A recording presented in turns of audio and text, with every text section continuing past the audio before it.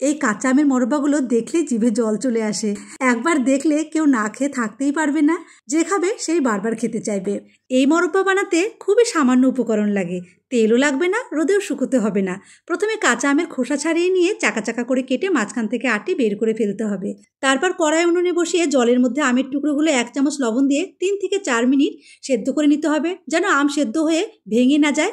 আম সেদ্ধ হয়ে যাবে অথচ গোটায় থাকবে এমনভাবে সেদ্ধ করে জল ঝরিয়ে রাখতে হবে। তারপর কড়াইয়ে 1 কাপ জল, 1 কাপ চিনি, হাফ কাপ আখের গুড় আর সুগন্ধের জন্য 4-5টা এলাচ, 1 টুকরো দারচিনি দিয়ে একদম ঘন করে রস জাল করে নিতে হবে।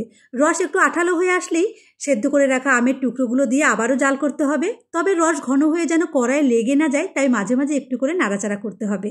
এভাবে জাল করতে করতে সম্পূর্ণ রস শুকিয়ে নিতে হবে। দেখুন সম্পূর্ণ রস শুকিয়ে গেছে, একটা আমের টুকরো ভাঙেনি। মোরব্বা আমাদের একদম রেডি, একদম কাঁচের টুকরোর মতো চকচক করছে। এবারে গ্যাসের ফ্লেমটা বন্ধ করে মোরব্বাগুলো তুলে ঠান্ডা করে নিতে হবে।